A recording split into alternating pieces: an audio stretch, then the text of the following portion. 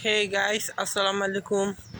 আজকে আমাদের নানুদের বাড়িতে আশেপাশে কি কি আছে সব কিছু আপনাদেরকে দেখাবো।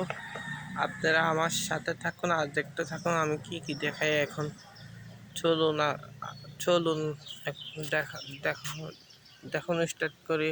আজকে এই ব্লগের মধ্যে আপনারা লাইক করবেন এবং সাবস্ক্রাইব করবেন। কমেন্ট বক্সে কমেন্ট করবেন আমার নানুদের বাড়ি কেমন লাগছে, ভালো লাগছে না খারাপ লাগছে।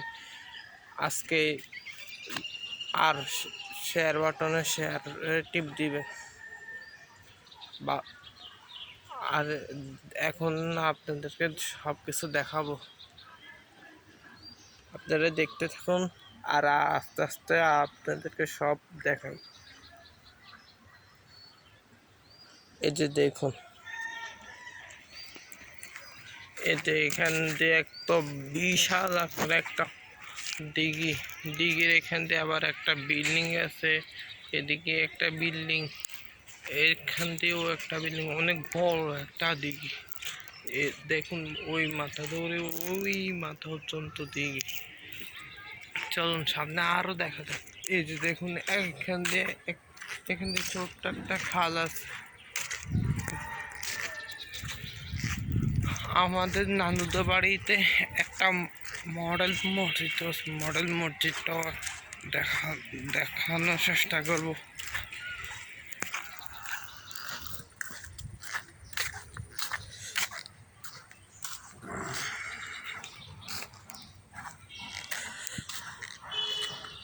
এই যে দেখুন আশেপাশে গাছপালা, একটা বাইক আসতেছে।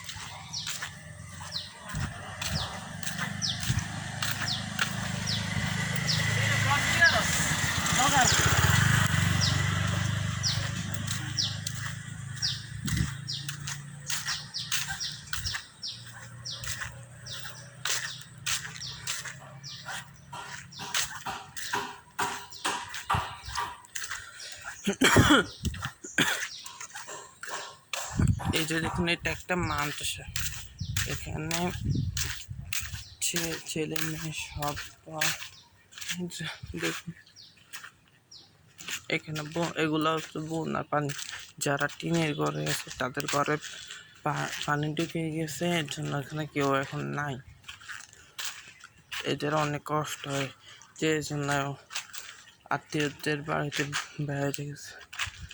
এই যে দেখুন পানি এখন আগে থেকে একটু কমছে, আগে তো হাঁটু সমান ছিল পানি।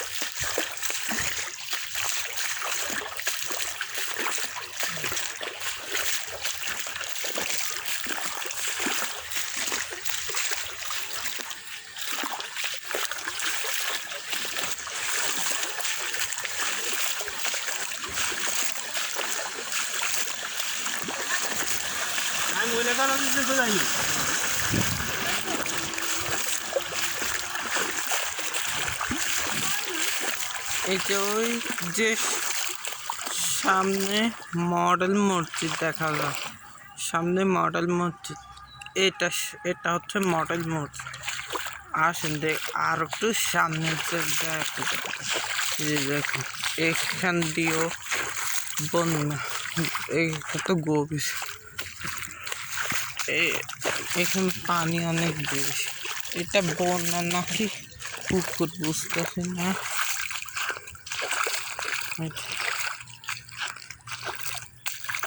এই যে এটা হচ্ছে খালের সাইডের এগুলো ভাঙে গেছে। এটা আশেপাশে এটা হচ্ছে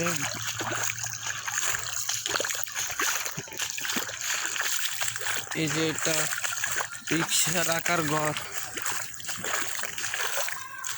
এই যে এটা আমাদের মডেল মসজিদ, দেখুন কত বড় মডেল। আর একটু জুম করে দেখাই, দেখছেন একটা রিক্সা আসছে।